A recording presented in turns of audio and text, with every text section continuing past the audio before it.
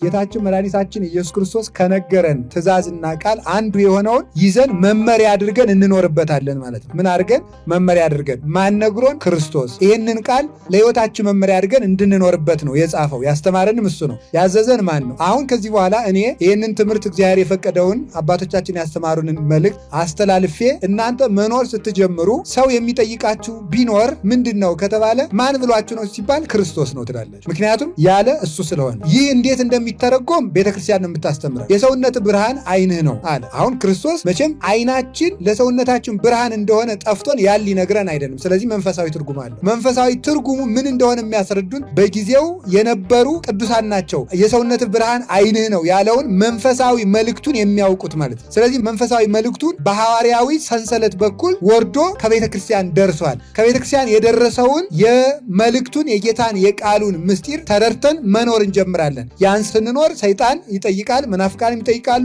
ምንድነው ስንባል ክርስቶስ አዞናል። ትርጉሙን ማን አስተማራቸው? ቤተ ክርስቲያን። እነማን? ቅዱሳን ሊቃውንት። በዘመንም ለጉዳዩ የቀረቡ በቅድስናም ለእግዚአብሔር የቀረቡ በእውቀትም ለእግዚአብሔር የቀረቡ ቅዱሳን ሊቃውንት ተርጉመው፣ ሐዋርያት ተርጉመው ለሐዋርያውያን አበው፣ ሐዋርያውያን አበው ለሊቃውንት ነግረው የነገሩን ምስጢር እናገራለን ማለት ነው።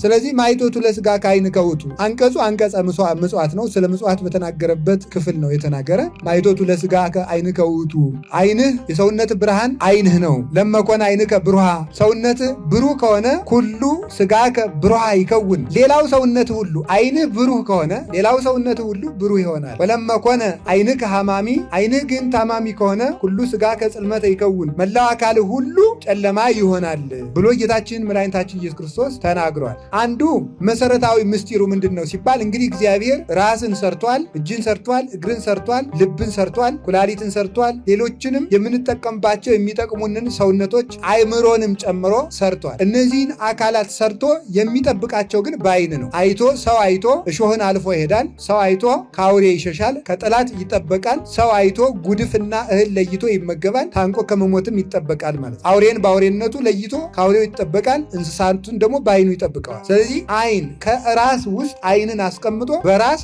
አካልን ይጠብቃል።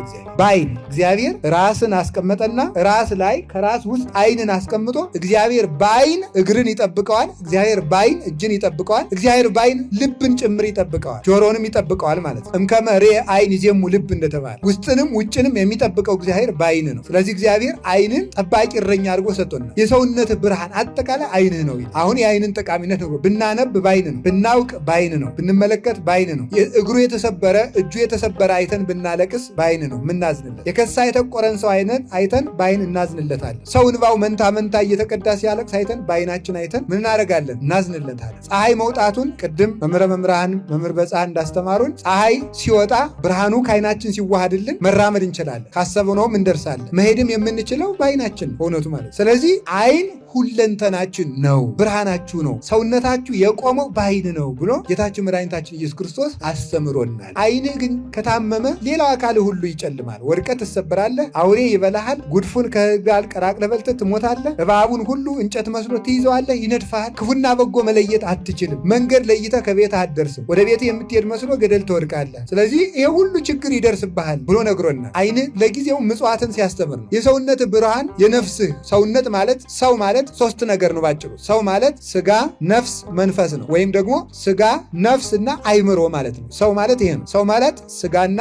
ነፍስ፣ አይምሮ፣ ህሊና ማለት ይሄ ሰው ይባላል። ሶስቱን ያስማማ የተዋዱለት ሰው ይባላል ማለት ነው። የሰውነት ማለት ሰው የመሆን ብርሃን ዓይን ነው ማለት ሰውን ሰው የሚያሰኘው መስጠት ነው ማለት ሰውን ሰው የሚያሰኘው መስጠት ነው። ሰው እግዚአብሔር መስሎ ከተፈጠረበት አንዱ መልኩ እና አራያ ምንድነው ከተባለ መስጠት ነው። የሚሰጡ ሰዎች እግዚአብሔርን ይመስላሉ፣ የሚቀሙ ሰዎች ደግሞ ዲያብሎስን ይመስላል። እሱ ፈያታዊ ነው፣ ወንበዴ ነው፣ ቀማኛ ነው። አምላክነትን ቀምቷል፣ ክብርን ቀምቷል፣ ምስጋናን ቀምቷል፣ ቀማኛ ነው። እግዚአብሔር ግን ሰጭ ነው። ስለዚህ እግዚአብሔር ልጆችና የሰይጣን ልጆች የሚለዩት በመስጠታቸው ነው። መስጠት እግዚአብሔርን ያስመስላል። ምሕረት ነው። እግዚአብሔር የሚታወቀው ዘልማዱ ሂሩት እንደተባለ በቸርነት ነው የሚታወቀው። እንዲያውም እግዚአብሔር በጣም የሚገርመው ሰውን ፈጥሮታል አይደለም እንዴ? ሰውን በጣም ውድ ፍጥረት አድርጎ ነው የፈጠረው። እግዚአብሔር ሰውን ሳይፈጥረው ለሰው በሚሰጠው ስጦታ ሰውን መውደዱን ገለጠ ይላሉ ሊቃውንት። ሰውን ሳይፈጥረው ለሰው ስጦታ ጀመረ ይላል። እግዚአብሔር አዳምን መውደዱን የገለጠ ለአዳም በሰጠው ስጦታ ነው። 6 ቀን ሙሉ እግዚአብሔር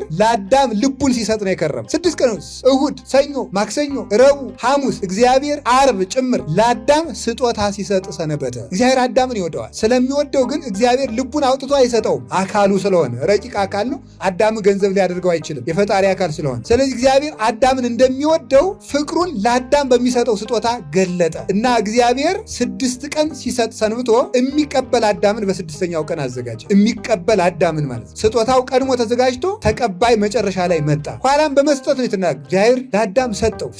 ሳይፈጥረው ሰጠው፣ ሲፈጥረውም ሰጠው። እፍ ብሎ ልጅነትን ሰጠው፣ አከበረው። ከጎኑ ሚስትን ሰጠው፣ አይምሮን እውቀትን ሁሉ ሰጠው። ከሰማይ በታች ከምድር በላይ ያለውን ሁሉ ግዛ ብሎ ጌትነትን ሰጠው፣ ግዛት። ዘፍጥረት ምዕራፍ 2 ላይ እንደምታነቡት ገዥነትንም ሰጠው። እንስሳት አራዊት ይገዙልህ ብሎ ሰጠው። ምድርን ሁሉ ወኮንንዋ ለምድር ብሎ ምድርን ሁሉ ግዟት ብሎ በምድር ላይ አዳምን ጌታ ንጉሥ አድርጎ አሰለጠነው። ገዥነትን ሰጠው፣ ንግስናን ሰጠው። ፍጥረታትን ሁሉ ለእሱ ተገዥ አድርጎ ሰጠው፣ ለአዳም ተገዥ አድርጎ ሰጠው። ይሄ ብቻ አልበቃም፣ ገነትን መኖሪያ አድርጎ ሰጠው። ከዚያ በፊት ምን ሰጥቶታል? ረዳት ያስፈልገው ነበር፣ ሚስት ሰጠው፣ እንደሱ ያለች ሚስት ሰጠው። ከዛ ከነ ሚስቱ ደግሞ ድካም፣ ችግር፣ ደዌ፣ መራቆት፣ ሐሩር፣ ቁር፣ ማጣት፣ ማግኘት፣ መታመም፣ መሞት የሌለባት ደግሞ ገነትን ሰጠው። ስለዚህ እግዚአብሔር ለአዳም በመስጠት ፍቅሩን ገለጠ። ኋላስ ምን አደረገ? አዳም ሳተ። ሲሰጥ ደግሞ እግዚአብሔር ለአዳም ምኑ ሰጠው? ይቅርታ ሰጠው። ደግሞ እያወቀ በገነት መሃል ደግሞ እየፈለገ አዳም ወዴት ነህ እያለ ደግሞ በገነት መሃል እያንኮሻኮሸ ኮሽ ኮሽ ኮሽ ኮሽ የገነት ቅጠሎችን እየረገጠ እግዚአብሔር አዳም እንዳይደነግጥ ማለት። ሰው ራቁቱን ሆኖ ድንገት ሰው ቢደርስበት ይደነግጣል። እንዲያው ሰርቆ እየበላም ቢደርሱበት ይደነግጣል።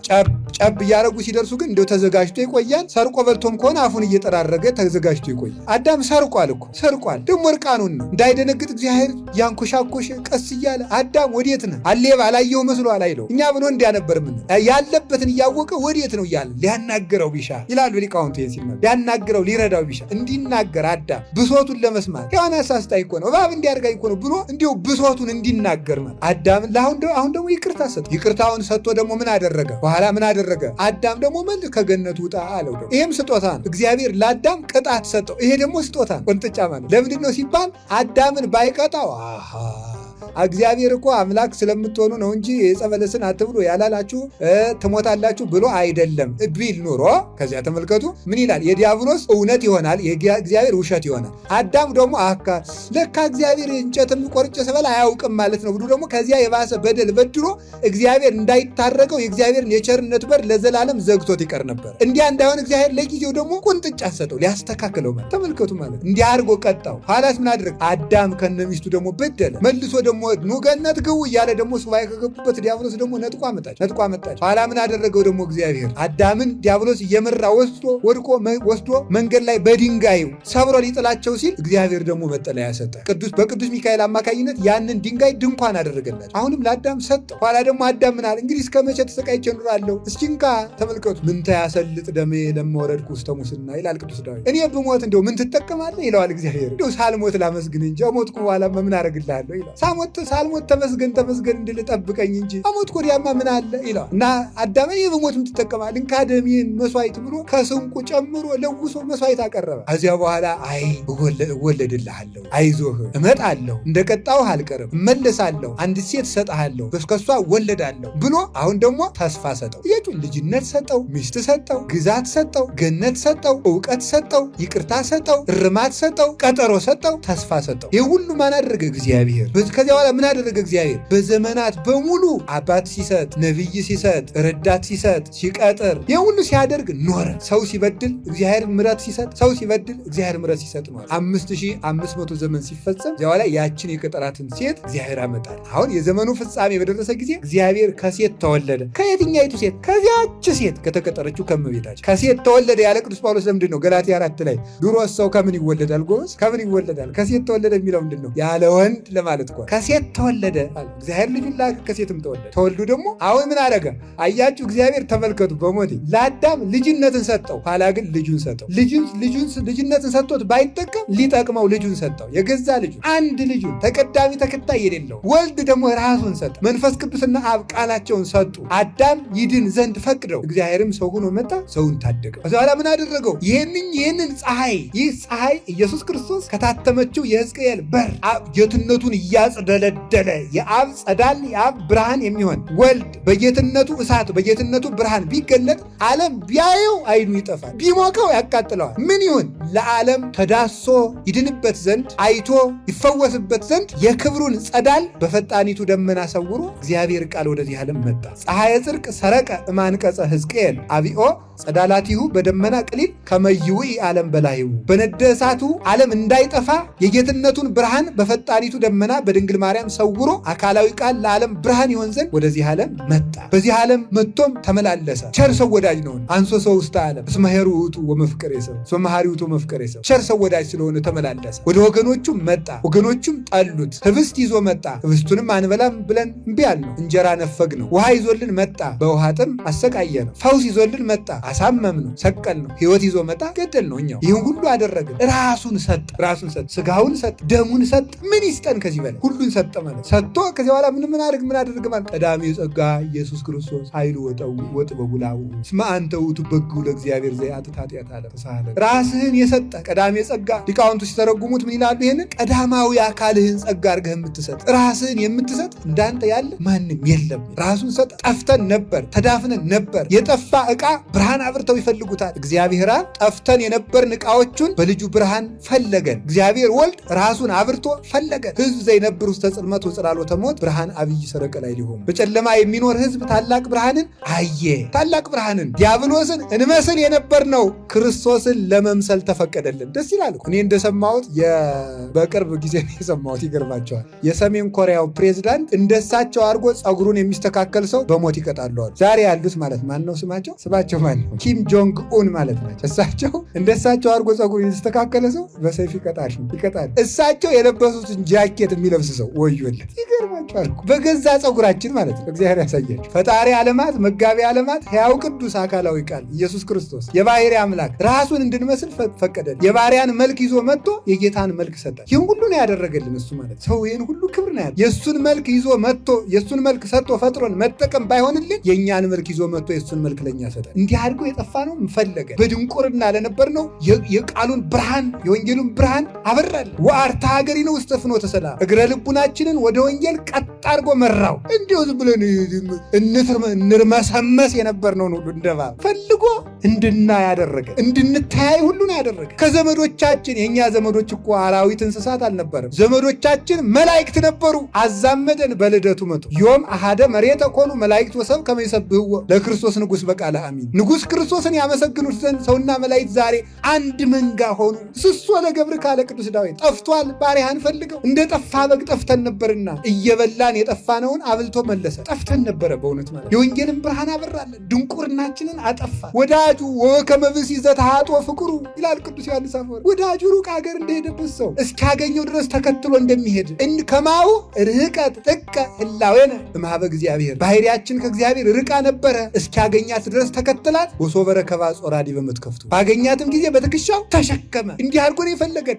ይህንን ስጋችን በአየር ላይ አላስቀመጠውም። ይህንን ስጋችን በደመና አላስቀመጠውም። ይህንን ስጋችን በጠፈር አላስቀመጠውም። ይህንን ስጋችን በምጽናት አላስቀመጠውም። ይህንን ስጋችን በኤረር በራማ በኢዮር በሰማዩ ዱድ በኢየሩሳሌም ሰማያዊ አላስቀመጠውም።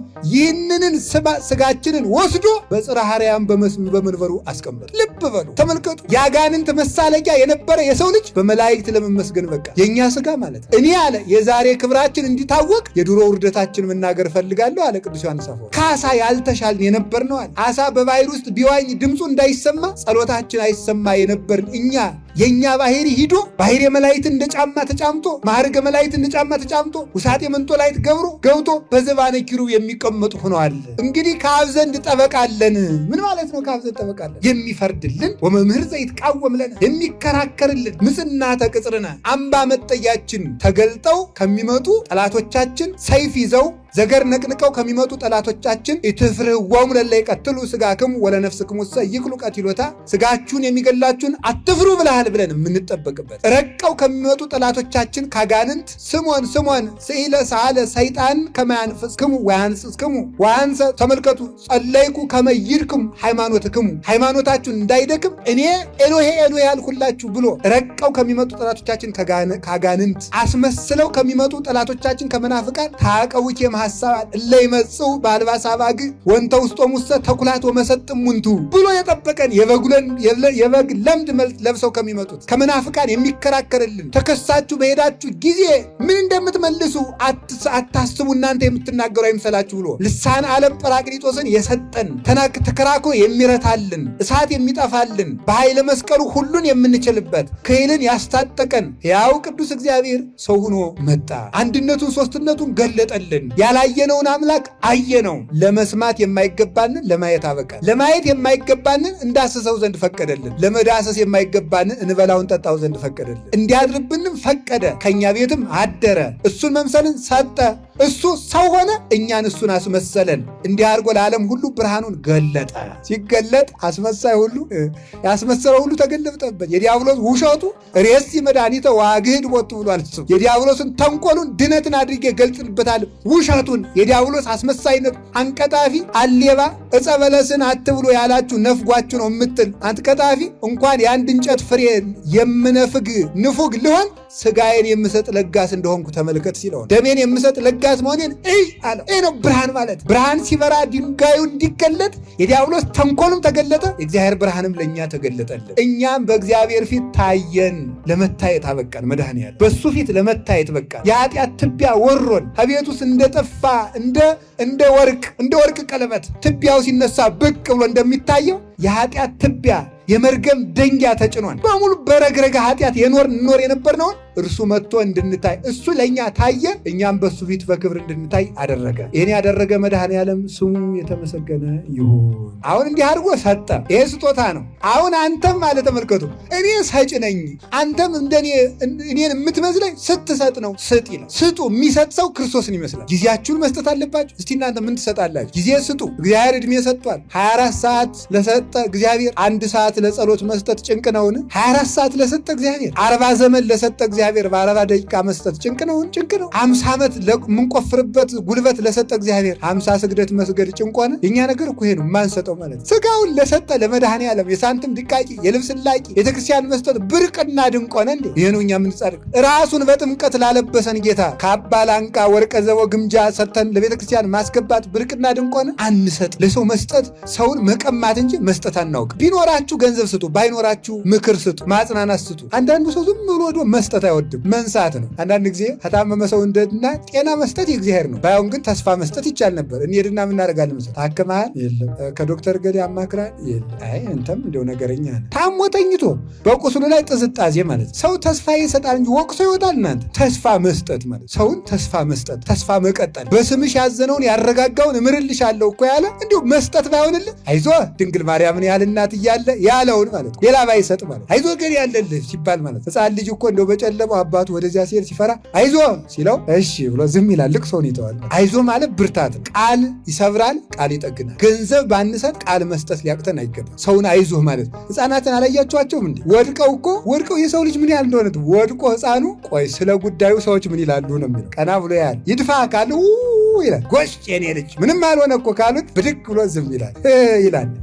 ግርም እኮ ነው የሚያደርገው ማለት አያችሁ። ለሰው ብርታት መስጠት ነው የሚገባ። ግን ይድፋ አደራውን ካልነው ግን ያለቅሳል ማለት። እኛ በወደቀ ሰው ላይ ሸክም እንጨምራለን እንጂ ማንሳት አይሆንልን። ሰው መፈለግ አልለመድም፣ ማጥፋት ነው የለመድም። ስለዚህ ሁሉ ተመልከቱ። ዓይንህ ምቀኛ ከሆነ ማለት ምጽዋትህ ጠማማ ከሆነ፣ ስጦታ ቅናት ካለበት፣ ስጦታ ምቀኛ ከሆነ ስጦታ ውዳሴ ከንቱ ከሆነ። አንድ ቄስ አንድ ጊዜ እንዲህ አሉኝ፣ በጣም አረሳቸው። ግሸን አገኛቸውና ፎጣ ልግዛልህ አሉ። ውጭ ሀገር የሚኖር ናቸው። አይ አለኛል። አይ ምዕመናን ከሚገዙለት እኔ ልብ ገዛለሁት ይሻለዎታል አሉ። እንዴት ሲባል አይ ምዕመናን ካባ ይገዙና አየው ያን ካባ እኔ የገዛውላቸው ይላሉ አሉ።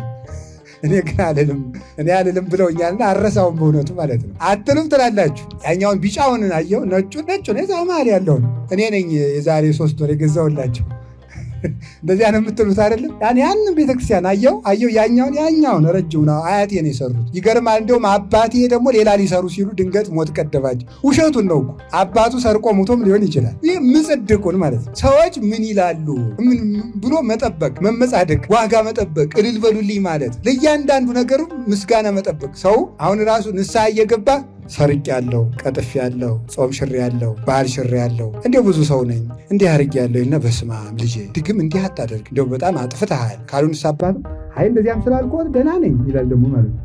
እንዲያው እኮ ድረስ ነው ሰው ምስጋና ለምንድን ነው የሚወደው ነው? ይሄ ነው ትም። ስለዚህ ተመልከቱ እፏ ጽልመትከ ብርሃነ ይከውነከ በመመስገን ያስገው አገልግሎት እንዴት አድርጎ ይጠቅምሃል። እየመተገ አማን ብለክሙ ነሱ ሴቶሙ ያላቸው እነዚህ ዋጋውን እዚያ ወሰድከው ማለት ምርቃቱን መመጠን። እኔ ላይ እኮ ግብረ ሰላም ታበላላችሁ ደብረ ታቦር ያበላል እንዴ? ቀልድ ነው። አዲያ ስታበሉ ግን አነ እንትና ቤት እኮ ወረቡን ደመቅ አድርገውታል። እኛ ግን እንትን አላሉ።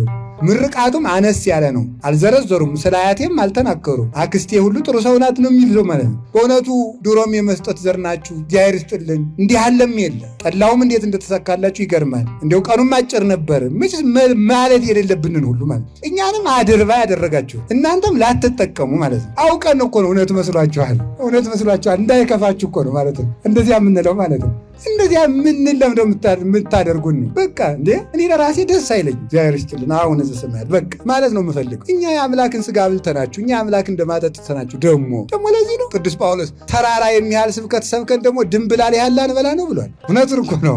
ክርስቶስን ያህል ጌታ አስተምረናችሁ፣ ኧረ እንዲያውም ይላል ቅዱስ ጳውሎስ አይናችሁንም ልሰጡኝ ይገባ ነበር ነው የሚለው። አይናችሁን ልሰጡኝ ይገባ ነበር። ነገር ግን ጳውሎስን የምናበላው እኛንን እንዳትሉ ከእናንተ 5 ሳንቲም ዕዳ የለብኝም ድንኳኔን እየሰፋ ወታደራደራለሁ ይላል ቅዱስ ጳውሎስ። ስለዚህ ምንድን ነው የሚያመጻድቀን? እንዲህ ያለው ምጽድቅ በመስጠት መመጻደቅ፣ ቤተክርስቲያን በመስጠት መመጻደቅ አንዱ ከኦርቶዶክስ ቤተክርስቲያን የሚያወጣን ምንድነው? ምስጋና መፈለግ ነው። ወቀሳን አንፈልግም። ጸድቃችኋል፣ ድናችኋል፣ የተባረካችሁ ናችሁ።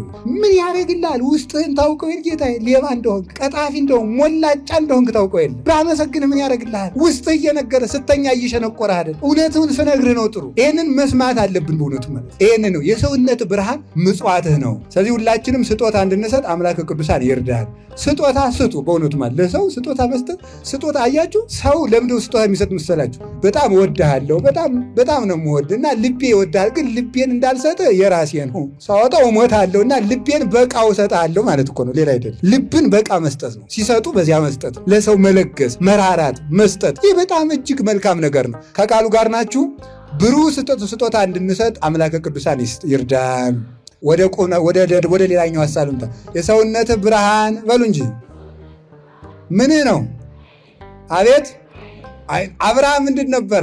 ምጽዋች ነበረ። ደግ ሰው ነበረ። ሲያበላ መንገድ ላይ የሚያበላ መንገድ ላይ ብሎ ሲያበላ እንግዳ አልመጣ ፍትልክ ቢባል አልቀምስም። የሰውነት ብርሃን ምጽዋትህ ነው ማለት ነው። አይን ያለው ምጽዋትን ነው። ማንን ያሳያል? ብሩህ ሥላሴን ያሳያል። አብ ጎ ወልድ ጎ መንፈስ ቅዱስ ጎ አሐዱ ጎ ጽባህ ዘበጸዳለ ብርሃኑ ሰሰለ ጽልመት የሚባል አብ ወልድ መንፈስ ቅዱስን ታያለህ።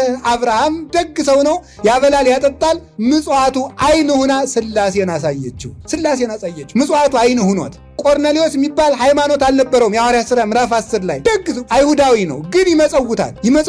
በእግዚአብሔር አያምንም፣ በክርስቶስ መገለጥ አያምንም፣ ግን ደግ ሰው ነው። ምጽዋት ይመጸውታል። ምጽዋቱ አይን ሆኖት መልአኩ መጥቶ ምን አለው? ምጽዋትህ ተሰምቶልሃል፣ ሂድና ከቅዱስ ጴጥሮስ ተጠመቅ አለው። ስጦታ በጠማማነት ካልሰጡት እግዚአብሔርን ያሳያል። በጎ ስጦታ የሚሰጥ ሰው እግዚአብሔርን ያሳያል፣ እግዚአብሔርን ያያል። ሐናና ኢያቄም ልጃቸውን ለእግዚአብሔር ሰጡት። አፏ ሳይፈታ ቁርጥ አድርገው አንድ ልጃቸው ትንሽቱን ልጅ የመካንን ልጅ ብርቅ የሆነችን አንድ ልጅ እንደ ፀሐይ የምታበራ ብሪት ልጅ ሰጡ። ልጃቸውን ሰዎቹ ምጽዋት መጽውተዋል፣ እናንተ አስራት አንሰጥም። ሰዎቹ ልጅ ነው የመጸወቱት፣ ያውም እመቤታችንን ያህል ልጅ ሰጡ። ኋላ አይን አረገና ምን አረጋቸው? አይን ብርሃን ናት፣ የሰውነት ብርሃን። እነሱ ልጃቸውን ሲሰጡ ብርሃን ክርስቶስ ደግሞ በድንግል ማርያም አዩት ማለት እና ምን ይላሉ ሊቃውንቱ? አሃ ጌታ ለካ አሉ የኢትዮጵያ ሊቃውንት ለካ ጌታ ዳግመኛ ያልተወለደ አይድንም ያለ ለጥምቀት ብቻ አይደለም። አብርሃም፣ ይስሐቅ፣ ያዕቆብ ማርያምን ወለዷት። ማርያም አብርሃምና ይስሐቅ ያዕቆብን መልሳ ወለደቻቸው ይላል። የወለዱት ምን ይላል? አይ ገበሬ ሊቁም አምላክ የወለዱት ይወልዳል። እውነት እኮ ነው። ተመልከቱ። አብርሃም፣ ይስሐቅ፣ ያዕቆብ፣ ዳዊት፣ ሰሎሞን ማርያምን ወለዱ፣ ድንግል ማርያምን ወለዷት። እሷ ደግሞ ክርስቶስን ወለደችና ወለደቻቸው። ስለዚህ ድንግል ማርያም መልሳ አያታቸው ናት ማለት ነው። ክርስቶስ አባታቸው ከሆነ እሷ ደግሞ የክርስቶስ እናት ከሆነች ድንግል ማርያም ለአብርሃም፣ ለይስሐቅ፣ ለያዕቆብ አያታቸው ሆነች ማለት እኮ ነው። አያታቸው ናት መልሳ። እግዚአብሔር እንኳን እናቴ ሲል ያላፈራትን በእውነቱ እግዚአብሔር አያት ሲቆጠርለት አላፈረም። እንዲሁ ሰው ግን እንዲሁ ትዕቢቱ አይደቃችሁ? ክርስቶስ መጽሐፈ ልደቱ ለእግዚእነ ኢየሱስ ክርስቶስ ወልደ ዳዊት ወልደ አብርሃም፣ አብርሃም ወለዶ ለይስሐቅ፣ ይስሐቅ ወለዶ ለያዕቆብ፣ ያዕቆብ ወለደ ይሁዳ ወአሃዊሁ ይላል። አብርሃም ይስሐቅን ወለደ፣ ይስሐቅ ያዕቆብን ወለደ፣ ያዕቆብ ይሁዳና ወንድሞችን ወለደ። ጥሩ እሺ። እነዚህ ኋላ ማንን ወለዱ ለማለት ከነሱ ክርስቶስ ተወለደ። አሁን አብርሃም የክርስቶስ አያት ሲባል የእግዚአብሔር አያት ሲባል ካላፈረ አሁን ድንግል ማርያምን እናቴ ማለት ያሳፍራል? እግዚአብሔር ዳዊት አባቴ ሳይል ሳያፍር ማለት ዳዊት አባቴ ሲል የዳዊት ልጅ ሆይ ሲባል እኮ ቆም ነበር የሚል እሱ ራሱ። የዳዊት ልጅ ሆይ ማረኝ ሲባል ቆም የሚል ነበር መንገድ እየሄደ። የድንግል ማርያም ልጅ ሆይ ማረኝ ስለው ሊቀየም። ኧረ ድንቁርና ቤት ሰራ ማምላክ። ድንቁርና ቤት ሰርቷል በዚህ ዓለም 14 ምሰሶ ነው ያቆመ 7 አይደለም። በጣም ነውር እኮ ነው በእውነቱ ማለት። ያን ስጦታ ሰጣቸው በምጽዋት አይን እግዚአብሔር ታይቷል በእውነቱ ማለት። ሁሩ ዋይምሩ ምን ተዘይቤ ምጽዋት ብድር መስዋዕት ከመስዋዕት ይልቅ ቸርነትን ምጽዋትን እመርጣለሁ ለምን እንዳለ ተመልከቱ። ምጽዋት አይን ነው። ምጽዋት ጠማማ ከሆነ ሰውነት ጠማማ ነው ማለት አትድንም ማለት ምን ማለት ነው? ሰው ወንድምህን ሰርቀህ ቀምተህ እያስለቀስክ አቶ ገሌ ለመድኃኒዓለም ለክብሩ መገለጫ 50 የ100 ብር የ300 ብር ጥላ ሰጥተዋል። ውሸት ጠማማ። እዚያ ለሰረቀው ስጥ። መጀመሪያ ሰርቀ 20 ሺህ ብር ሰርቀ 10ሩን ለመድኃኒዓለም 10ሩን ለራስ ማለት አይቻልም። መጀመሪያ የሰረቀውን መልስ። የምታስለቅሰውን ሰው አጽና ነው። በሐሰት ምስክር ያሰርከውን ሰው አስፈታው። ድሃ ጦሙን እያደረ አንተ ምግብ የምታማርጥ ከሆነ ስጠው። አይዳው ድኩማት ያንጻሉ እንተ አብያተ። ደካማ እጆች የሰማይ ቤት ይሰራሉ። ደካማ እጆች ስለ ማርያም፣ ስለ ገብርኤል፣ ስለ ሥላሴ የሚሉት እነዚያ እጆች የብርሃን ቤት ሰርተው ይቆዩአቸዋል። አበድሯቸው። ለነዚያ ነው መስጠት። ቅዱስ ዮሐንስ አፈወርቅ አንድ ጊዜ ክርስቶስን ትወዱታላችሁ አላቸው። አዎ አሉት። እሺ እናንተ ትወዱታላችሁ? እስቲ የምትወዱት በጣም እሺ፣ ብትወዱት ታበሉታላችሁ? ቢርበው ታበሉታላችሁ? ቅዱስ ዮሐንስ አፈወርቅ የመለሰው እንግዲያውስ ክርስቶስ ማለት በከተማው ብርድ እየመታው የወደቀው ድሃ ነው ይላል። ያንን ውደደው፣ ለዚያ ስጠው፣ አበድረው። ተመልከቱ ማለት ብፁዓን እሙንቱ እለይሁቡ እምዘቦሙ እስመ እሙንቱ ይሌቅህዎ ለእግዚአብሔር ይላል ሰሎሞን። ካላቸው ነገር የሚሰጡ ሰዎች እነሱ ለእግዚአብሔር ያበድሩታል ይላል። ለእግዚአብሔር ያበድሩታል። እግዚአብሔር ደግሞ ክብር አልብሶ ይቆያል። ትርፍ ሸሚዝ ካላችሁ ስጡ ለድሃ። እናንተ እንጀራ በልታችሁ ቆሎ የምትጨምሩ ከሆነ ቆሎውን ለድሃ ስጡት። 5 ጫማ ካላችሁ በባዶ እግሩ ለሚሄደው አንዱን ስጡት። እናንተ በሬ በግ አርዳችሁ ዶሮ የምትጨምሩ ከሆነ ዶሮውን ለድሃ ስጡት። አሁን ልደት መጥቷል። ቢያንስ ሽሮም ስጡት፣ ቆሎ ስጡት። ጦም እያደረኛ ደግሞ ስላልተጨመረልን የሚከፋን ስለሆነ በፍራሽ እየተኛ አልጋ የለኝም የምትል ከሆነ ቤት ለሌለው ሰው መጠለያ ስጠው። ቤት ለሌለው ሰው ለዚህም እንዘን። ስጦታ እግዚአብሔርን ያስመስላል፣ እግዚአብሔርን ያሳያል፣ ቸርነቱን ያሳያል፣ በእግዚአብሔር ፊት ያቆማል። የሚጠይቀን ጥያቄም ይሄ ነው። ብር አባብልታችሁኛል ነው በቃ። የእናት ወገኔ ዘር ነው ወይ አይልም። ጥሩ ካባ ለብሰሃል ሁሉ አይልም። ሌላው ቀርቶ ይገርማል እኮ ጥሩ ካባ ለብሰሃል አይለኝ። ጥሩ ቀሚስ ናረክ አይለኝም። እኔንም ቢሆን ሰርተሃል ወይ ነው ቁም ነገሩ። ሰርተሃል ወይ? ይሄን የምንለብሰው ለክብረ ወንጌል ወንጌልን ለማስከበር። ጥያቄው ግን የስራ ነው። አብልተሃል ወይ አጠጥተሃል ወይ ነው፣ የተግባር ነው። እስቲ አንድ ሕፃን ልጅ ታቀፉና እወድሃለሁ ልጄ፣ እወድሃለሁ ልጄ። ጡት የለም፣ እወድሃለሁ ልጄ፣ እወድሃለሁ። ልጥባ የለም፣ እወድሃለሁ ልጄ፣ እወድሃለሁ ልጄ። ጡት የለም። ይሄ ልጅ መሞቱ አይደለም፣ መሞቱ እኮ ነው በእውነቱ ማለት ነው። ይሄን ነው በስራ ነው የምትገልጡት። መዋደዳችን ያለ ግብዝነት ይሁን ያለ ለዚህ መራራት ማዘን በእውነቱ ማለት ሳትመርጡ። ለዚያውም አንዳንድ ሰው ሆነልህ ስጥ፣ ካልሆነ አየው ይህ እኮ ወጠምሻ ነው ሰርቶ ይበላ ነበር ይላል። ምን አገባ እንዲሁ እኮ አይደረስ እኮ ነው እናንተ። ሀለ ስጥ፣ ሀለለ ዝም ብለህ ሂድ። አዎ የሚሰራ ጉልበት ሊኖረው ይችላል። ነገር ግን አንዳች ነገር ባይገጥመው የሰው ፊት እሳት ነውና ሰው ፊት አይቆምም። መስጠት ለተቻላችሁ መስጠት፣ ካሌላችሁ ስጡ። እንዲያውም ቅዱስ ዮሐንስ አፈወርቅ ምን ይላል? መጀመሪያ ሊለምን ላፈረ ሰው ስጥ ነው የሚለው ጢሞቴዎስ ሲጠረጉ። ሊለምን ላፈረ ስጠው። ካባ ላንቃ ደርቦ ማለት ምን ማለት ነው? የነጣ ልብስ ለብሶ እኮ ጦም የሚያደርሰዋል እንዳይናገር ለካ ገሌ የለርትራት የለውም ይሉኛል ብሎ ዝም እንዳይል ደግሞ ውስጡ እየተቸገረ አምጡ የሚል ልጆች ያሉት ዕዳ የሚከፍለው ያጣ ስንት ድሃ አለ በእውነቱ ማለት። ለዚህ ማዘን ክርስቶስን ያስመስላል። እስመሰብ ዘይገብር ምግባራተ ሰናያተ ዘልፈ ይከውን አምሳሊሁ ለእግዚአብሔር። በጎ ስራን ሁልጊዜ የሚያደርግ ሰው እሱ እግዚአብሔርን ይመስላል ይላል ቅዱስ ቄርሎስ። እግዚአብሔርን ይመስላል። ስለዚህ እንድናዝን እንድንሰጥ አምላከ ቅዱሳን የሚሰጥ ልብ ይስጠን። ስጡ ይሰጣችኋል። ሌላው 2 ነገሮችን ወይም 3 አጠር አድርጌ ልናገርና ልጠቅልል። መምሸቱ የጋራችን ነው። ሌላው አይን። እስኪ አይን በሉ። የሰውነት ብርሃን ምንድን ነው? አቤት የሰውነት ብርሃን ምን ነው? ዓይንህ ነው። ስለዚህ መስጠት ልመዱ፣ መስጠት ልመዱ። ለልጆቻችሁ መስጠት አስለምዷቸው። እሺ ሌላው ዓይን የተባለ ምንድን ነው? የሰውነት ብርሃን። ሰውነት የተባለች ቤተክርስቲያን ናት። ሰውነት የተባለች ቤተክርስቲያን ነው። ቤተክርስቲያን ራሱ ኢየሱስ ክርስቶስ፣ ቤተክርስቲያን የክርስቶስ አካል። የቤተክርስቲያን የሰው ዓይን የሚባሉት አንደኛይቱ እመቤታችን ናት። ዓይን የተባለችው ማለት የሰውነት ብርሃን ማለት የቤተክርስቲያን ዓይን እመቤታችን ናት። የቤተክርስቲያን ዓይን። ከዛ በኋላ ተመልከቱ፣ በዓለሙ የሚወጣው ፀሐይ ደግሞ ኢየሱስ ክርስቶስ ነው። አነ ውእቱ ብርሃኑ ለዓለም ዘተለወኒ ኢይርኤያ ለጽልመት አላ ይረክብ ብርሃነ ሕይወት። እኔ የዓለሙ ሁሉ ብርሃን ነኝ። ዮሐንስ ወንጌል ምዕራፍ 8 ቁጥር 12 ላይ እኔ የዓለሙ ሁሉ ብርሃን ነኝ፣ እኔን የተከተለ ገሃነምን ጨለማን አያይም፣ ብርሃነ ሕይወት ልጅነትን እኔን አግኝቶ ደስ ይለዋል እንጂ ብሏል። የዓለሙ ብርሃን ኢየሱስ ክርስቶስ። በዓለም የወጣውን ፀሐይ ከዓይናችን ተዋሂዶ ጋር ቅድም መምህር እንዳስተማሩ በዓለም የወጣው ፀሐይ ከዓይናችን ብርሃን ጋር ተዋሂዶ ማየት እንደምንችል እኛ ማየት የቻልነው ዓይናችን ድንግል ማርያም ላይ እውነተኛው ብርሃን ኢየሱስ ክርስቶስ ስለወጣ ስለተዋሃደ። ያለ ብርሃን ዓይንም አያይም፣ ያለ ዓይንም ብርሃን አይታይም። ይሁን ክርስቶስ ባይወለድ ኑሮ ተመልከቱ፣ ክርስቶስ ከድንግል ማርያም ባይወለድ ባይመጣ ኑሮ ባላወቅነውም ነበር። እሷ ከእሷ ባትወልደው ኑሮ ባላየነውም ነበር። ያለ ዓይን ብርሃንን አላየንም፣ ያለ ድንግል ማርያም ክርስቶስን አላየነውም። ያለ ድንግል ማርያም የመጣ ክርስቶስ አይተንም ሰምተንም አናውቅም። ቤተልሔም እየሮጥን ብንሄድ ከእሷ እቅፍ ነው የምናገኘው። ይኸው ነው። ወደ ግብፅ ተከትለ ነው ብንሄድ ከጀርባዋ ላይ ነው የምናገኘው። ወደ ቅፍርናሆም ተከትለን ብንሄድ አብራው በስብከት መሃል ነው የምናገኘው። ከመስቀሉ ስር እያለቀስን የምንከተለው ከመስቀሉ ስር ከእሷ አጠገብ እናገኘዋለን። ሲያርግ ብናየው እናቱን ከሐዋርያት መሃል አድርጎ ሲያርግ እናገኘዋል። ሲመጣም አብራው ትመጣለች። እናቱ ሆና እሱ በጌትነቱ እሷ በፍጡርነቷ ይመጣል። ድንግል ማርያም የሌለችበት ክርስትና የለም። በእውነት ክርስትና ራሱ የለም፣ ፈጽሞ የለም። ያለ ዓይናችን ፀሐይን ማየት የሕይወታችን ሁሉ ፀሐይ ወብርሃነ ጽድቅ ዘያበር ለኩሉ ዓለም ዘመጻ ውስተ ዓለም ወውስተ ዓለም ሀሎ ወዓለም እሰያይመሮ ለዓለም ሁሉ የሚያበራው ደገኛው ብርሃን ኢየሱስ ክርስቶስ። ደገኛው ብርሃን ምሸት የሌለበት ጠፈር ደፈር የማይከለክለው ጥላ የሌለበት የማይመሸው ብርሃን ኢየሱስ ክርስቶስ የወጣው በድንግል ማርያም ነው። መላእክት ያዩትን ተመልከቱ። ሰማያትን ቀደ ብትወርድ ምን አለ አለው ነቢዩ። ግስሶሙ ለአድባር ተራሮችን ዝቅ ዝቅ አድርጋቸው እባክህ ናና እንይህ። መቼ ነው የምናይህ አሉት። ከድንግል ማርያም ተወለደና ታየ። አምላክን ያየንባት መጽሔተ ሃይማኖት። መላእክት 5500 ዘመን ፈለጉ አላዩትም። እሷ ስትወልደው በሥጋ አዩት። ቅዱሳን መላእክት እግዚአብሔርን ያዩት ከድንግል ማርያም ሲወለድ ነው። ለድንግል ማርያም እንኳን አምላክ የታየባት ዓይን ናት እመቤታችን። እኛም ያየነው በሷ ነው። ነገም በሷ እናየዋለን። እንዲሁ እኮ ይገርማል እናንተ። እደና አንዱ ምን አለ መሰላችሁ? ለናትናኤል ፊልጶስ ሂዶ ለናትናኤል ምን አለው? ተመልከቱ። ፊልጶስ ሂዶ ና ኢየሱስ ክርስቶስ የናዝሬቱ ኢየሱስ ክርስቶስ መጥቷል አለው። ከናዝሬት ደግሰው ይወጣል። መታይ ወስዶ አሳየው። ፊልጶስ ለናትናኤልን እየመራ ክርስቶስን የሚያሳይ ከሆነ ድንግል ማርያም አምላክን አታሳይ ማለት ምን ማለት ነው? ድንቁርና ነው። እየመራች ታሳየኛል።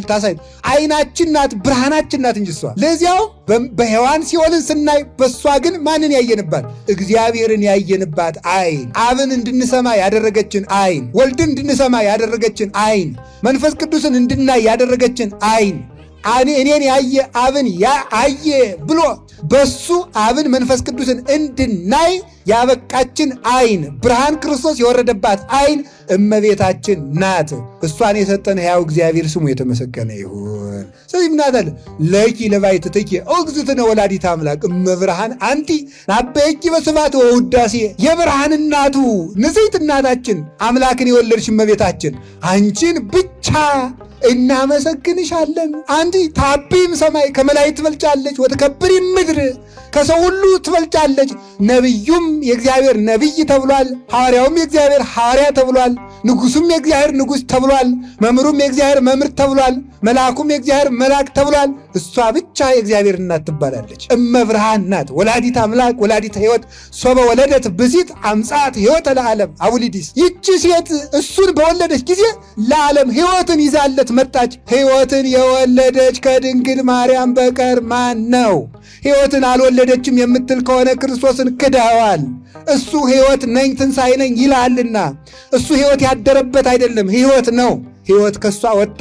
ብርሃን ከሷ ወጣ። በእውነቱ ኢያቄም ወሐና ወለዱ ሰማየ ወሰማየ ወሙኒ አስረቀት ፀሐየ። ኢያቄምና ሐና ሰማይን ወለዱ፣ ሰማያቸው ደግሞ ፀሐይን አወጣች። ፀሐይ የወጣባትን ሰማይ ማየት የማይሻ ማን ነው? ወደ ምስራቅ ብትዞር ፀሐይን ታያለህ። ወደ እውነተኛይቱ ምስራቅ ወደ ድንግል ማርያም ብትዞር ክርስቶስን ታየዋለህ። ከምስራቅ ፊትን ብትመልስ ጨለማን ታያለህ። ፀሐይ ክርስቶስ ከተወለደባት ከእውነተኛይቱ ምስራቅ ከድንግል ማርያም ፊትን ብትመልስ ጨለማ ዲያብሎስና ሲኦልን ታያለህ። ሕይወትን እንድናይ ያበቃችን መራሒተ ሕይወት አፍጣኒ ተረዴት ደመና መፍጠኒት ደመና ቀሊል እመቤታችን ናት። ደመና ቀሊል ይእቲኬ ማርያም፣ እውነተኛይቱ ደመና፣ ቀላል ደመና፣ ፈጣን ደመና እመቤታችን ናት የቤተ ክርስቲያን። ስለዚህ የሰውነት ብርሃን ማለት ሰውነት ማለት ቤተ ክርስቲያን ነው። ቤተ ክርስቲያንን የክርስቶስ አካል ሰውነት ይላታል።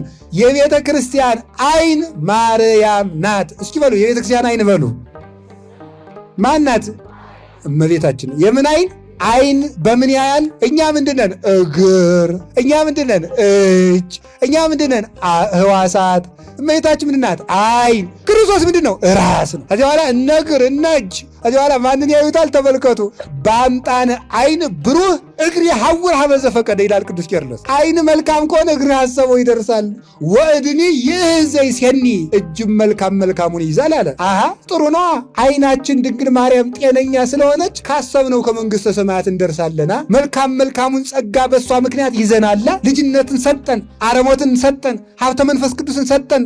መንግሥተ እግዚአብሔር ሰናያ ማእከሌክሙ፣ እግዚአብሔር መንግሥት በመካከላችሁ ናት ብሎ መንግሥተ ሰማያትን በልጅነት በሀብተ መንፈስ ቅዱስ እጅ አድርጎ የሰጠን በእመቤታችን ነው። በእውነቱ ማለት አይኑ ሰው ከጠፋ ምን ይሆናል? ሶበ ይሐውር እግር ያቅፎ እግርኒ ይዝ ዘይፈቀደ፣ እጅም ያላሰበውን ይይዛል። እባቡን ጊንጡን ይይዛል፣ ጉርጡን ይይዛል፣ አፈሩን ይይዛል። ወርቅ ለቀምክ ብሎ ጠጠር ይለቅማል። እግርም ማስተናክሎት ይወድቃል። እመቤታችን አይን ያልሆነችው ሰው ከክርስቶስ መድረስ አይቻለው። እሱ የሕይወታችን ብርሃን ነው። እሷ ደግሞ ብርሃናችን ያየንባት አይናችን ናት።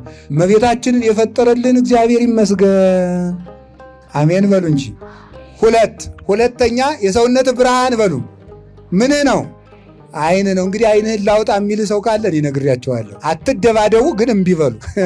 አይናችሁን ጠብቁ፣ አይናችሁን ጠብቁ። ግን አይናችሁን ላወጣ ሁሉ አይን አታውጡ፣ ክፉን በክፉ አትቃወሙ። ራሱ እግዚአብሔር ይቃወማቸዋል ራሱ። እኛ ግን አይናችን እንጠብቃለን። ከቃሉ ጋር ናችሁ። የሰውነት ብርሃን አትሉ ምን ነው? አይንህ ነው። የቤተ ክርስቲያን ብርሃን ጳጳስ፣ ቄስ፣ ሐዋርያት እነዚህ ናቸው። ቅዱሳን የቤተ ክርስቲያን ብርሃኖች ናቸው። ማን ብሏል? ክርስቶስ ማቴዎስ ምዕራፍ 5 ላይ እናንተ የዓለም ብርሃን ናችሁ ብሎ እናንተ የዓለም ብርሃን ናችሁ። ብርሃን ክርስቶስን ይዘው የሚዞሩ ንጸውር ሞቶ ለክርስቶስ በሥጋነ ከመያስተሪ ኃይሉ ለክርስቶስ በውስተ ነፍስትነ መዋቲ፣ በሚሞተው ሥጋችን የክርስቶስ ኃይል ይገለጥ ዘንድ የክርስቶስን መከራ ተሸክመን እንዞራለን እንዳለ ቅዱስ ጳውሎስ። ፀሐይ በሰሌዳዋ ብርሃን ይዛ እንደምትዞር ብርሃን ክርስቶስን ይዘው በቤተ ክርስቲያን የሚኖሩ በጸጋ ክብር የሚሽከረከሩ በአክናፈ ጸጋ የሚበሩ ቅዱሳን የዓለም ብርሃን ናቸው። ሐዋርያት ብርሃን ናቸው። ቅዱሳን ብርሃን ናቸው። ተክለ ሃይማኖት ብርሃን ናቸው። ገብረ መንፈስ ቅዱስ ብርሃን ናቸው። አቡነ አረጋዊ ብርሃን ናቸው። ቅዱስ አትናቴዎስ ብርሃን ነው። ቄርሎስ ብርሃን ነው። ሌሎችም ብርሃን ናቸው። እነ ቅዱስ ሚካኤል ብርሃን ናቸው። ራዕየ ዮሐንስ ላይ ተመልከቱ። ከመልአኩ ፊት የተነሳ ምድር ሁሉ በራች ነው የሚለው። አዲያስ ሰብን አለ ብርሃን መጻ ውስተ ዓለም ወአብ ደረሰ ጽልመተም ብርሃን እስመ እኩይ ምግባሩ እስመ ኩሉ ዘእኩይ ምግባሩ ይጸል ብርሃነ ከመይት ከሰጥቶ ምግባሩ እስመ እኩይ ውእቱ። ስጋው ክፉ ሌባ መጅስ ጨለማ የሚወድ ሌባ ደግሞ ሌባ ምንድን ነው? ወሰራቂስ ይመጽ ዘይነበለ ይስርቅ ወያይጉል ደግሞ ባለቤቱ ሲነግረን ሌባ ሊሰርቅ ነው እንጂ ለሌላ የሚመጣ ይመስላችሁ? ይገርማል። አሁን በዓለም ላይ ቤተክርስቲያን የሚቃወሙ አፋቸው የዘንዶ የሆኑ ሁሉ የራሳቸው ሃይማኖትና አስተምሮ ዶክትሪን የላቸውም። ሊሰርቁ ብቻ ነው በየዩቲዩቡ የሚለፈልፉት። ክርስትና ሌባ ናቸው። በግ ለመስረቅ ብቻ ነው የሚለፈልፉት እንጂ የድህነት ትምህርት እንኳን የላቸው። እነዚህ ናቸው ሌቦች፣ ተኩላዎች የተባሉት ማለት ነው። የቤተክርስቲያን ብርሃን የተባሉ ክርስቶስ ብርሃናችን ነው። የባህሪ ብርሃን ቅዱሳን ብርሃን ናቸው፣ እሱ በሰጣቸው ጸጋ ብርሃን። ስለዚህ ቄሱ ብርሃንህ ነው። ንስሐ አባትህ ብርሃንህ ነው። ጳውሎስ ብርሃን ነው። ጴጥሮስ ብርሃን ነው። ዮሐንስ ብርሃን ነው። የእሱን ክህነት የያዙ ሁሉ ብርሃን ነው፣ ብርሃን ናቸው። አይን ሐማሚ ከሆነ በምን ታያለህ ማለት ንስሐ አባት ካልያዝክ፣ ንስሐ አባትህ መናፍቅ ከሆነ ጠማማ ከሆነ በምን ታያለህ? ኤጲስቆጶስም መናፍቅ ከሆነ በምን ታያለህ? ንስሐ አባት ከሌለ በምን ይበራልሃል? ሂዱና ዓለሙን ሁሉ አብሩ ያላቸው እናንተ የዓለም ብርሃን ናቸው፣ እናንተ ጨው ናችሁ ብሏል። ሐዋርያት ከሌሉ አልጫ ነህ ማለት ነው፣ እሱ ጨው ናችሁ ብሏቸዋልና። ሐዋርያት ከሌሉ ጨለማ ነህ ማለት ነው፣ እሱ ብርሃን ናችሁ ብሏቸዋልና።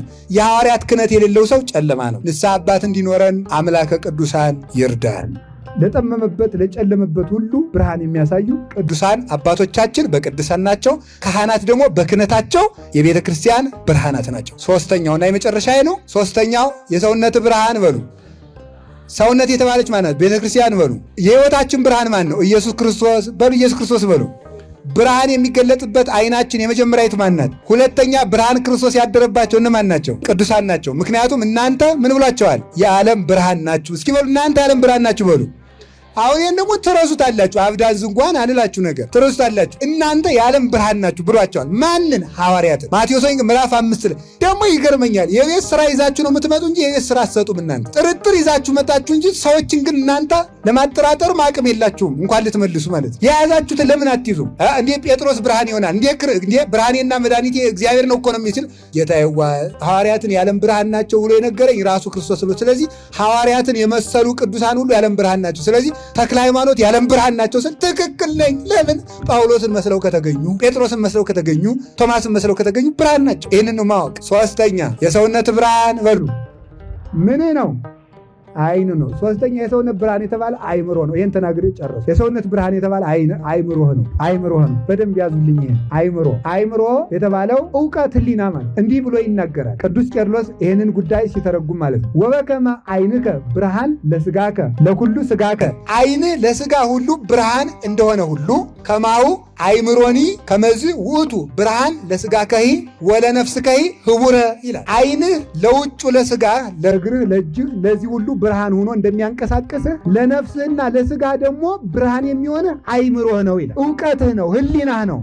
ህሊና የሰውነት ብርሃን ነው። ህሊናህን አዳምጠው፣ ህሊናህን ስማው፣ ህሊናህን አትዋሸው፣ ከህሊናህ አትውጣ። ህሊና የሚዝንህን ስማ። ህሊና ነው የሚያድንህ ማለት ነው። አፍህ ሳይሆን ህሊና ነው። ጆሮ ሳይሆን ህሊና ነው። እጅ ሳይሆን ህሊና ነው። እግር ሳይሆን ህሊና ነው። ህሊናን ስማው ብሎ ይነገር። እንዲህ አይን ወበከመ አይምሮ ተመልከቱ። ወበከመ አይን ብርሃን ለስጋ፣ አይን ለስጋ ብርሃን እንደሆነ ብሏል። ተመልከቱ። እምከመ ኮነት አይምሮ ይላል ህሊናከ እንተ ታበር በአይምሮ ለነፍስከሂ ወለስጋከሂ ብርሃነ ትከውን በመንፈስ ቅዱስ። ስጋ ለሰውነትህ አይን ሆኖ ብርሃኑን እንደሚያንቀሳቅስህ ህሊና በአይምሮ ከበራ በመንፈስ ቅዱስ ብርሃን ነፍስህም ብሪት ትሆናለች ብሎ ይነገር። እምከመሰ ኮነት ተመልከቱ። ርቅተ ይልና ሲያበቃ እምዝንቱ አይምሮ እማፍቅሮተ ዓለም ጽሉመ ትከውን ዘይሬይ ብርሃነ እስመ ተአርቀት እማይምሮ ይላል። ምን ማለት ነው? ሰውነትህ ይላል ተመልከቱ። ሰውነት ግን ዓለምን በመውደድ ምቾት በመውደድ አይምሮ ከጨለመ ግን ይላል አይምሮ ከጨለመ ግን ልብ ሁሉ ጨለማ ይሆናል። ከዚያ በኋላ እጅ ሁሉ የጨለማ ስራ ይሰራል፣ ርስትህም ጨለማ ይሆናል። አይምሮ ብርሃን ከሆነ እግር ካሰበው እንዲደርስ፣ ህሊና ብሩህ ከሆነ እውቀት ካለ ካሰበው ትደርሳለህ፣ መልካሙንም ትይዛለህ ብሎ ይናገራል። መጨረሻ ላይ ምን ይላል? አይምሮ ሲዝግ ምን ያበራዋል ይላል። አይምሮ ሲዝግ በነገራችን ላይ አይምሮ የሚለውን እውቀት ነው። አይምሮተ አይምሮሰ ርሂቅ እምኃጢአት ይላል። እውቀት ማለት ከኃጢአት መራቅ ነው ይላል። እውቀት ማለት ከኃጢአት መራቅ። ሐኪም ሆኖ ሲጋራ የሚያጤስ ከሆነ የሰውዬ አያውቅም፣ ሐኪም አይደለም። አላወቀም። እውቀት ማለት በተማሩበት እውቀት ባንማር ኑሮ ሊመጣብን ከነበረው ጉዳት መጠበቅ መቻል። እውቀት ማለት ከኃጢአት መራቅ ነው። አይምሮ ሲዝግን ኃጢአትን ወደ ትሰራዋለህ። ታዲያ አይምሮ እንዲበራ ከኃጢአት እንድርቅ አይምሮ ብሩህ መሆን አለበት። አይምሮ ብሩህ ከሆነ ምን ያበራዋል? እምከመ ዝህለ ያበርታ መጻሕፍት ይላል። እምከመ ዝህለ አይምሮ ያበርታ መጻሕፍት ምን ማለት ነው? አይምሮ ከዛለ መጻሕፍት ወልውለው ያጠሩልሃል። አይምሮ ሲጠራ ደግሞ ክፉና በጎ ለይተህ ታውቃለህ። ያን ጊዜ ኃጢአትን መጸየፍ፣ እግዚአብሔርን መውደድ ትችላለህ። አሁን በጣም ብዙ ሰው ከኃጢአት ለመራቅ ምን ላድርግ ይላል። የደጋገመ ስለማያስብ ነው። እስኪ ስለማያስብ በሉ። ቁጭ ብለን ማሰብ አለን። ከኃጢአቱና ከእግዚአብሔር፣ ከዚህ ኃጢአትና ከእግዚአብሔር፣ ከገንዘቡና ከእግዚአብሔር፣ ከዝሙትና ከእግዚአብሔር፣ ከሱሱና ከእግዚአብሔር ማን ይሻለኛል ብለን ቁጭ ብለን ማሰብ አለን። በኃጢአት በተፈተንበት ጊዜ 20 ደቂቃ ቁጭ ብለን ማሰብ እንኳን ብንጀምር ኃጢአቱን ጥለነው መሄድ እንችላለን። ስለዚህ የሰውነት ዋናው ብርሃንህ አይምሮህ ነው፣ እጅ አይደለም። እጅ ለጥቂት ቀን መስረቅ ስላቆመ የጸደቅ እንዳይመስልህ። አይምሮ ሌባ መሆኑን ካላቆመ ነገ ደግሞ በሬ ጨምረህ ትሰርቃለህ። እግርህ ከዘፈን ቤት መሄድ ስላቆመ የተስተካከልክ እንዳይመስልህ። አይምሮ መታሰሩን ያዝልኝ። አፍ መቀባጠሩን ስላወቀ ለሳምንት በአብይ ጾም በሕማማት ዝም ስላልክ ደግ የሆንክ እንዳይመስልህ። እንዳይመስል አይምሮህ ዝም ብሏል ወይ? አይምሮህ ትቷል ወይ? አፍህ ለሳምንት ሐሜት ስላቆመ የተስተካከልክ አይምሰልህ። አይምሮህ ዝም ብሏል ወይ? ተመልከቱ። ግብሩ ለልብ ማይሰር ለአባላት ዘአፋ ይላል ማር ይስሐቅ ሲናገር። የልብ ስራው በውጭ ያሉ ህዋሳትን ማሰር ነው። የልብ ስራው በሉስቲ በውጭ ያለውን ምን ማድረግ ነው? እጅን የሚያስረው ልብ ነው። እግርን የሚያስረው ልብ ነው። አፍን የሚያስረው ልብ ነው። ስለዚህ ሰውነታችን አስሮ የሚያኖርልን ልባችን ነው። በኃጢአት ልንወድቅ በተፍገመገምን ጊዜ ገሃነምን እናስብ። ዛሬ ልንሞት እንደምንችል እናስብ። አንድ ሰው ከአንድ ሰው ሚስት ሄድና እባክሽን ኃጢአትን ፍጽም አላት። እንዴ ነውር እኮ ነው፣ ኃጢአት እኮ ነው፣ ንስሐ እንገባበታለን አሉ። ሰርተን እንደጨርን ከንስሐ ሳንደርስ ብንሞትሳ ብላ መልሰዋለች። ብሞትስ ይባላል። ገሃነምን ያህል ስቃይ ድህነት እንደሆነ ወይ ሰርተው ወይ ሙተው ያርፉታል። በዚህ ጊዜ አርፈዋለሁ የሚባል ስቃይ አስቀምጦ እንዴት ኃጢአት ሰራለሁ ብሎ ማሰብ። መንግስተ ሰማያትን ያህል ሀገር እያለ ሰው እኮ እንደው ዛሬ ቦታ ሊደርስ ነው ቢባል ምሳውን አቋርጦ ይሮጣልና የፈለገ ቢሆን እጮኛውንም ቢሆን ጥሏት እንደሚሮጥ እኔ እርግጠኛ ነኝ። ዛሬ ቤት ይደርሳል ከተባለ መንግስተ ሰማያት ይደርሳል ተብለህ እንዴት ኃጢአት ትሰራለህ? ይሄንም ማሰብ። አንተ ሞኝ፣ በዚያ የሀገር አይቃጠልም የሀገር ዘንድሮ እሳት ይበላዋል ብትባል ቤት የምትሰራ በእሳት በማይበላው ሀገር አይደለም ወይ? ያን ያህል ርስት እያለ እንዴት ትጎሰቁላለህ? እጅ የእግዚአብሔር አካል አይደለም ወይ? ተመልከቱ። የክርስቶስን አካል ወስደህ እንዴት የዘማው አካል ታደርገዋለህ? በደም የተገዛ አካል እኮ ነው ያዝከው ይላል። ማሰብ መጀመር አለበት። ከየት እንደወደቅን እናስብ። ለምን እንደተፈጠር እናስብ። ክብራችንን እናስብ። ወዴት እንደምንደርስም እናስብ። ማይቶቱ ለስጋከ ዓይንከ ውእቱ፣ ህሊናህን ስማው፣ የሰውነት ብርሃን ዓይንህ ነው ማለት የሰውነት ብርሃን አይምሮህ ነው። የተቀደሰ አይምሮ ይስጠን እግዚአብሔር። ወስብሐት ለእግዚአብሔር። ይቆየን።